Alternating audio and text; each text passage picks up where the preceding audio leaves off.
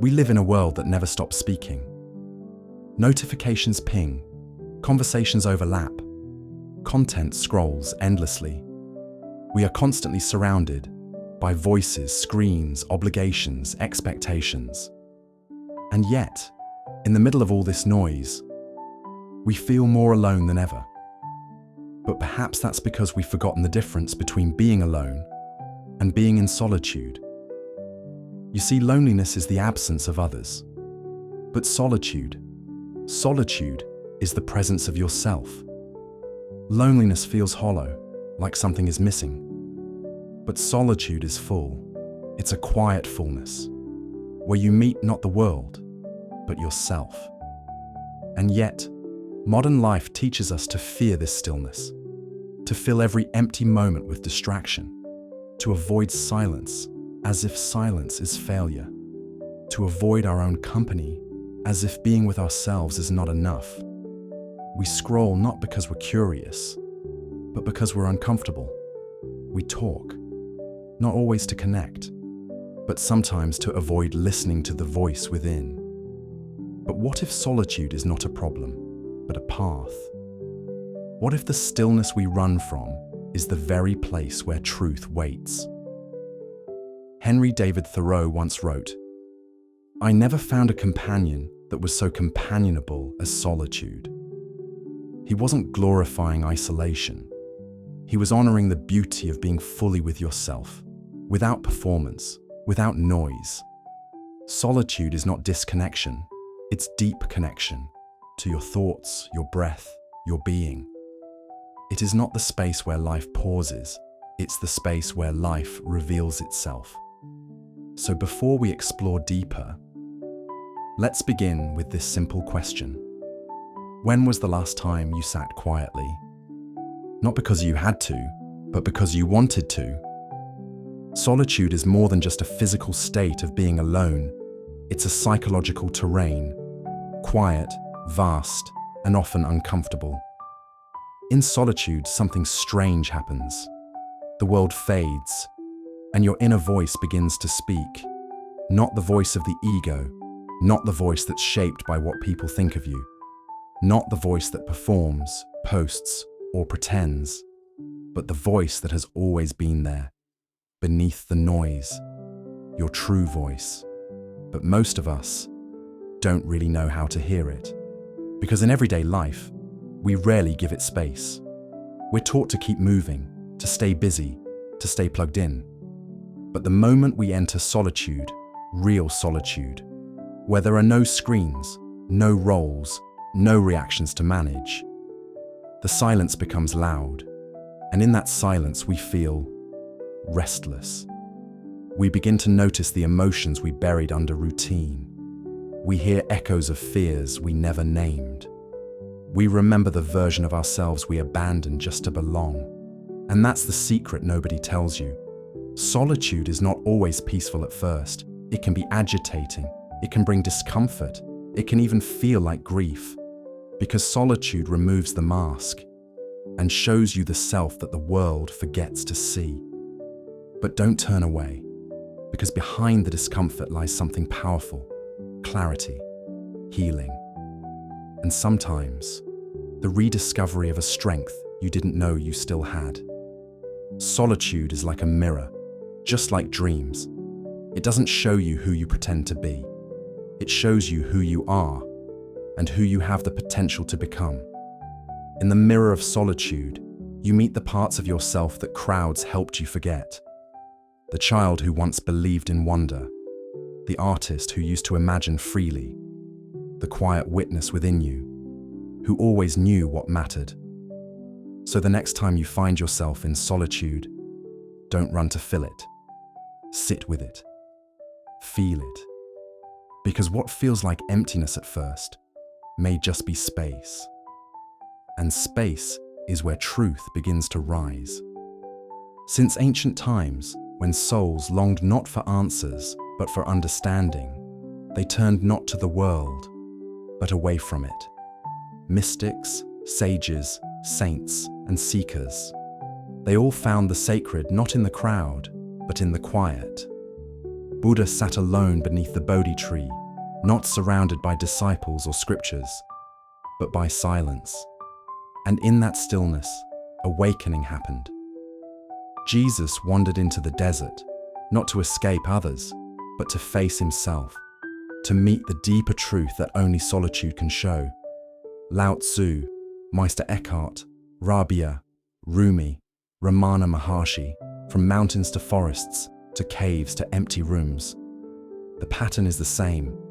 Solitude is not absence. It is a space, and that space becomes sacred when you stop trying to fill it, because something subtle begins to happen when you're truly alone. Not just physically, but spiritually. The ego begins to dissolve.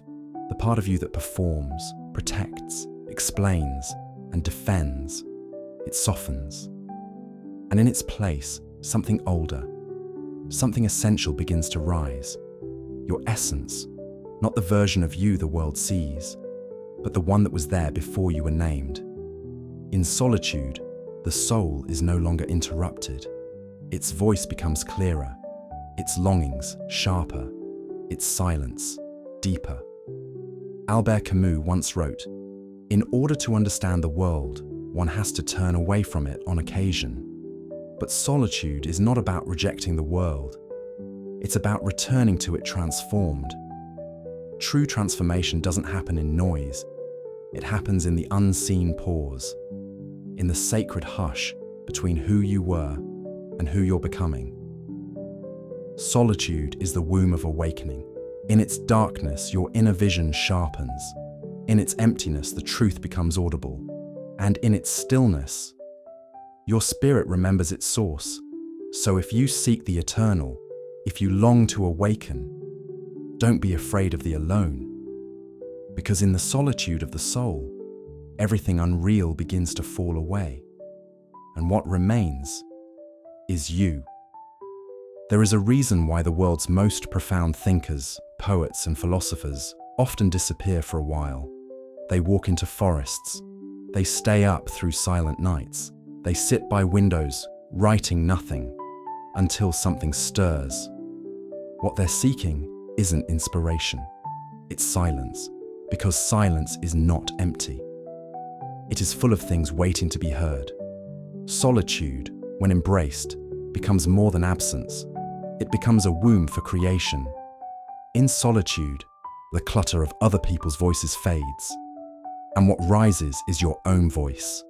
Clearer, sharper, uninterrupted, no opinions to filter through, no applause to wait for, no performance to maintain, just space. And from that space, something true begins to emerge. Great creators across time have known this. Leonardo da Vinci once said, "You will never do anything in this world without courage. It is the greatest quality of the mind next to honor." And solitude too takes courage. Virginia Woolf needed a room of her own. Nietzsche climbed mountains. Rilke sat in silent rooms, writing letters to his own soul. They weren't hiding, they were listening, because the deepest ideas, the ones that change us, don't come in the noise of approval or the rush of competition. They come in the hush. They arrive when the mind is still enough to hear what the heart has always known. And so, if you're seeking clarity, if you feel blocked, fragmented, or lost in the world's noise, don't push harder, don't scroll faster, just step back, step into yourself, into your own company. Let solitude soften your edges. Let silence shape your insight.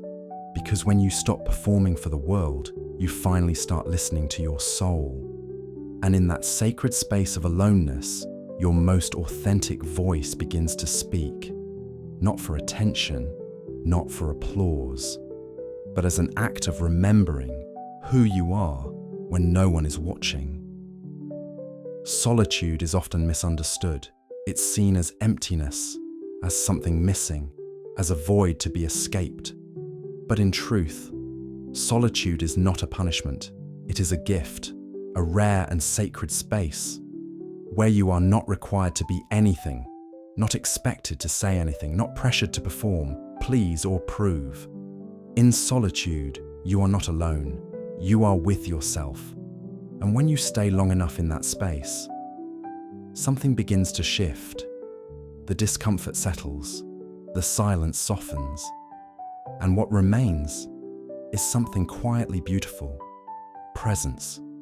Solitude teaches you a forgotten art, how to be your own home, a place where you are welcome as you are, a place where your breath slows and your inner voice becomes audible.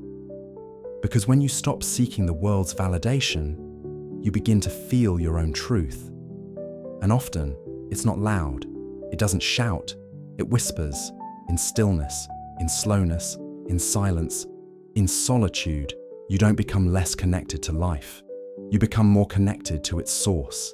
You begin to feel the pulse beneath all movement, the stillness beneath all change, the silence beneath all sound. And it's there, beneath all your layers, that you finally meet your essence. Not the self you perform, not the self you protect, but the self you are when everything else fades. So the next time the world grows loud, don't rush to match its noise. Seek the quiet, because it's in that quiet that your soul begins to speak. And in that voice, you may rediscover something eternal, something simple, something sacred: solitude. If this reflection helped you slow down, if it reminded you to breathe, to listen, to feel, then don't let the stillness end here. Subscribe to Metaphysics Diary, where silence is sacred and every question leads you deeper into yourself. Share your thoughts in the comments. What does solitude mean to you? When was the last time you truly sat in your own presence? If this message made you think of someone, send it to them. Because we all need a quiet reminder that in a noisy world, solitude is not escape, it's awakening. Let's build this quiet revolution together. One thought, one breath, one inner moment at a time. This is Metaphysics Diary, where your search for truth becomes the path to self.